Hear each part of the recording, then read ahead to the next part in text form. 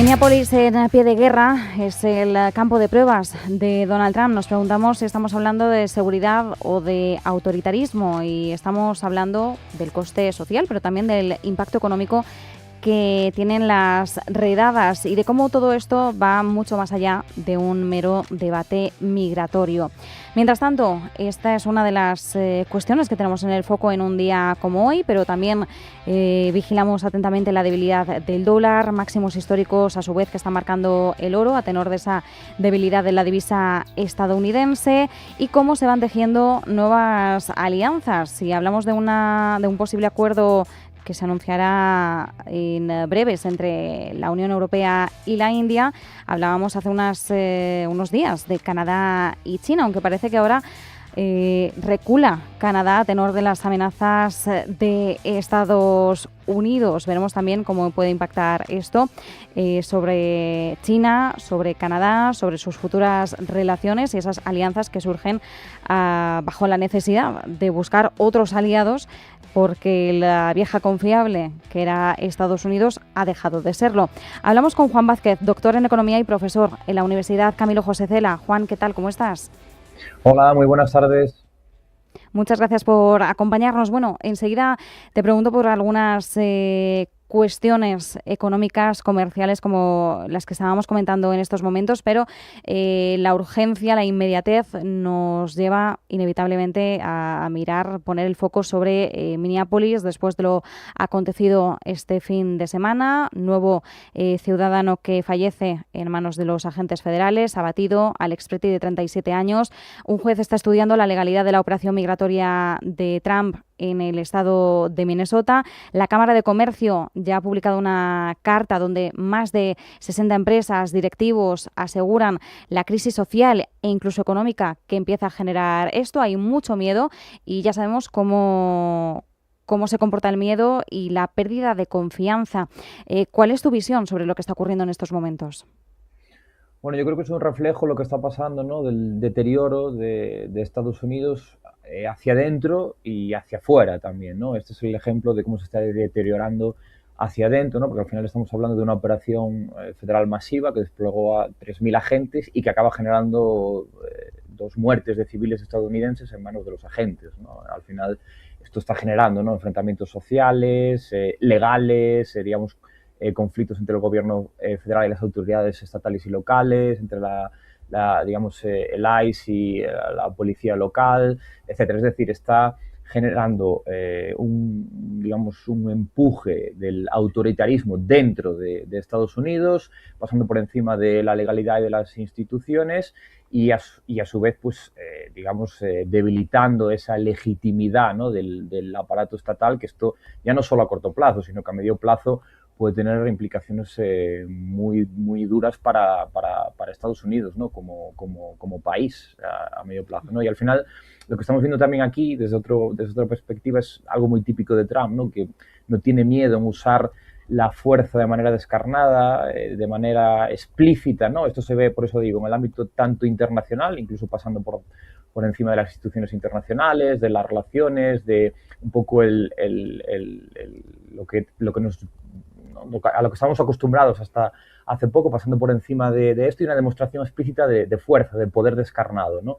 Y esto, que puede parecer que puede ser una herramienta de control, ¿no? De poder imponer tu visión dentro de, por ejemplo, en el caso de Minnesota, ¿no? que bueno, pues no es un estado en general afín, ¿no? a la administración, bueno, al Partido Republicano, en concreto a la visión de Trump.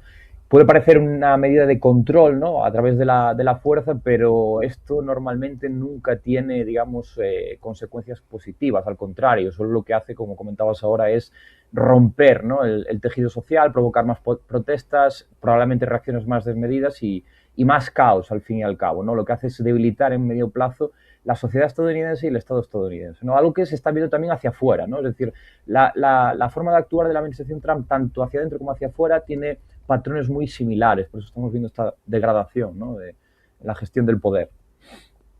Ujú.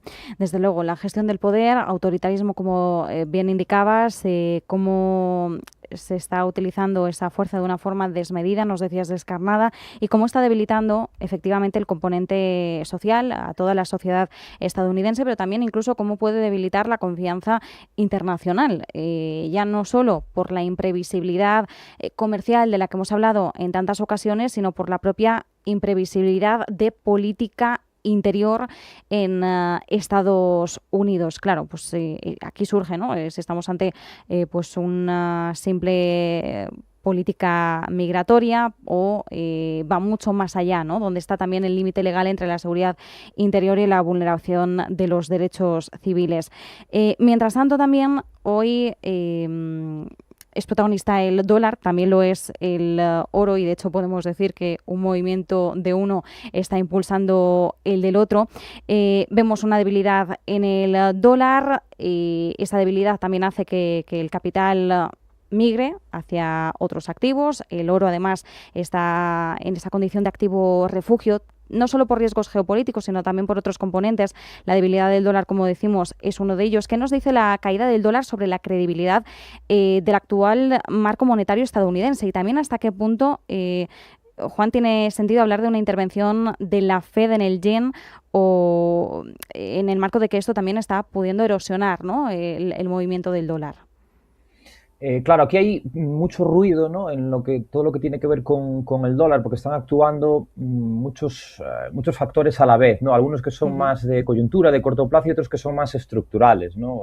Por ejemplo, hay algunos que son de decisiones de corto plazo, ¿no?, en el que hace que, pues, digamos, que los mercados o los inversores tomen posiciones, también los bancos centrales, ¿no? Pues, por ejemplo, esta presión, ¿no?, de la administración Trump hacia la Reserva Federal, el tipo de políticas económicas que se presume que va a ir haciendo en los próximos meses, etcétera, generan en gran medida expectativas de tipos de interés, no a corto plazo, sino a medio plazo, más bajos, ¿no? Y esto, pues, obviamente, hace que se acorten los diferenciales de tipos de interés con otros países y se generen movimientos, ¿no? Y esto, pues, en gran medida genera una devaluación del dólar. También, obviamente, el caos, ¿no?, geopolítico y geoeconómico que estamos viviendo ya, obviamente, en el último año, pero sobre todo en el último mes, que eso también influye, ¿no? Pues todo lo que tiene que ver con lo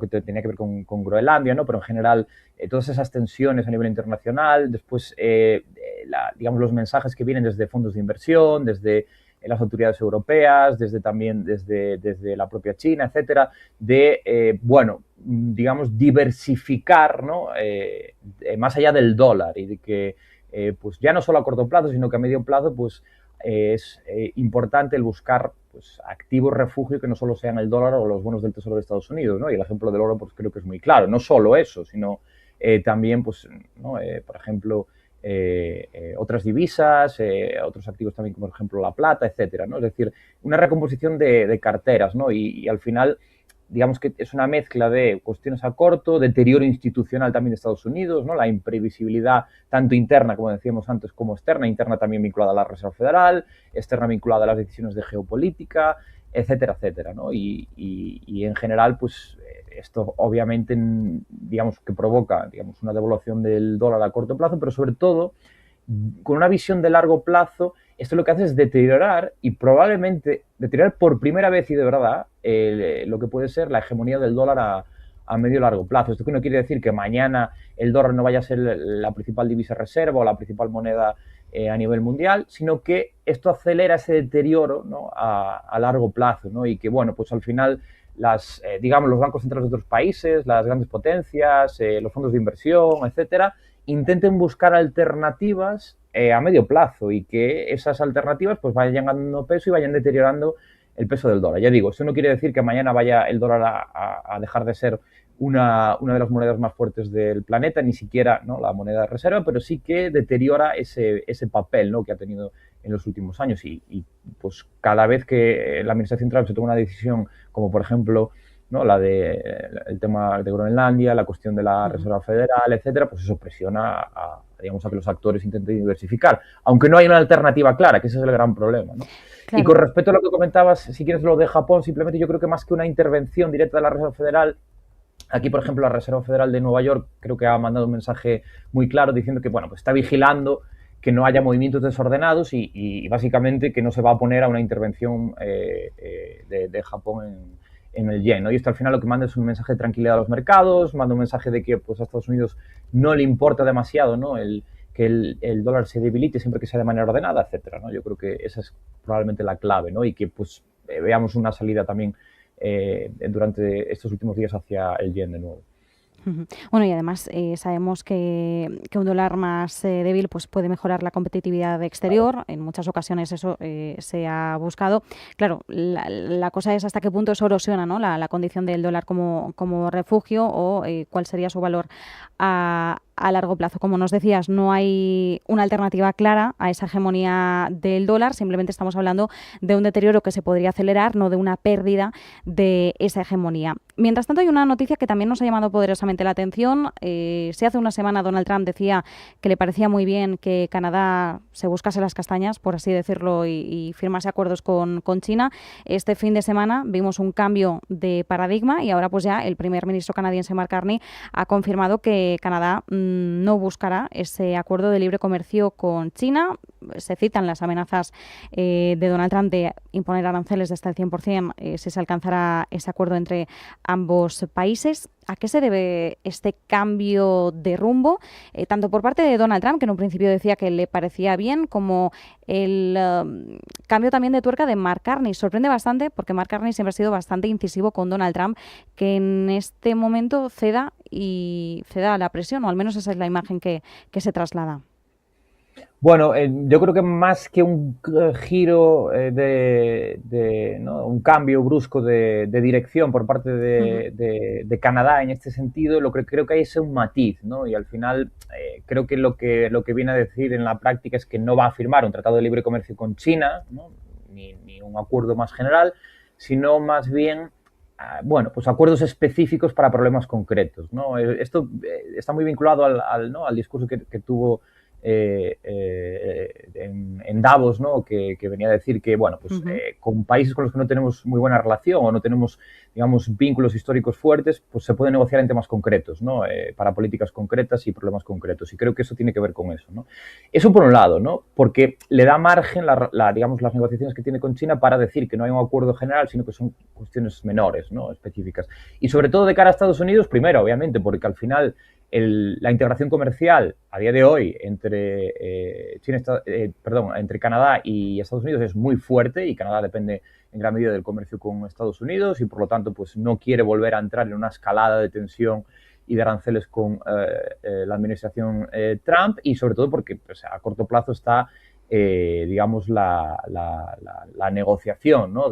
La renegociación, si se quiere, del acuerdo comercial entre Estados Unidos, Canadá y México, ¿no? Entonces, en esa negociación, probablemente, digamos que Carney quiere llegar, digamos, con un discurso fuerte, con una mano fuerte para poder negociar y no, digamos, generar demasiadas tensiones en ese sentido, ¿no? Entonces, yo creo que es aquí un poco el matiz, lo importante, es decir, que realmente sí que va a negociar con China, pero digamos que él reduce la dimensión de esa negociación y así le ayuda a destensar también con Estados Unidos de cara a las propias negociaciones que puedan tener, ¿no?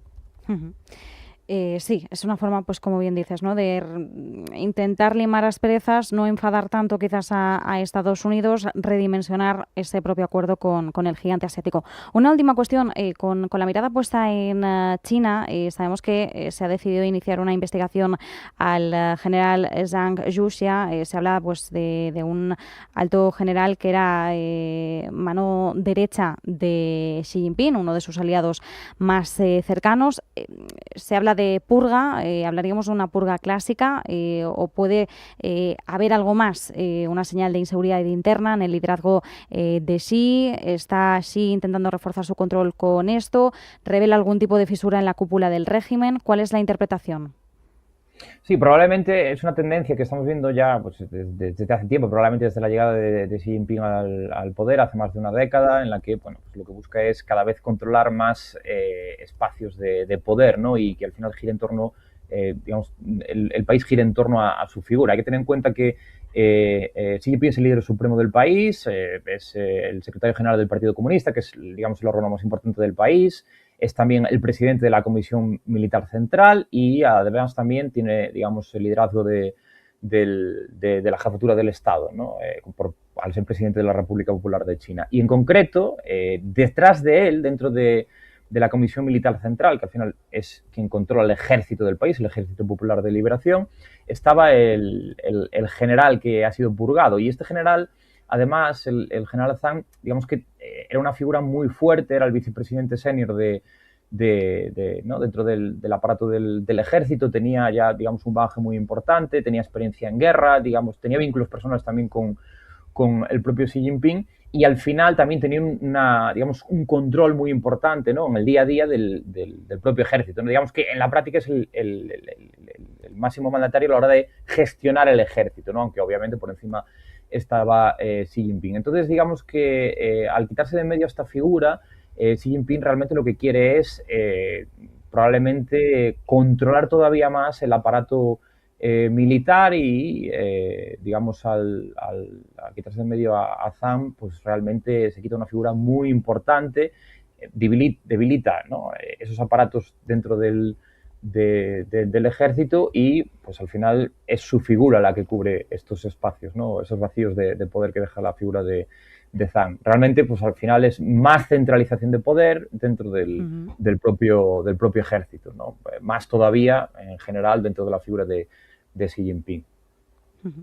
Muy interesante. Pues nos quedamos con este análisis. Juan Vázquez, doctor en Economía, profesor de la Universidad Camilo José Cela. Muchas gracias. Un abrazo. Muchas gracias a vosotros. Un saludo.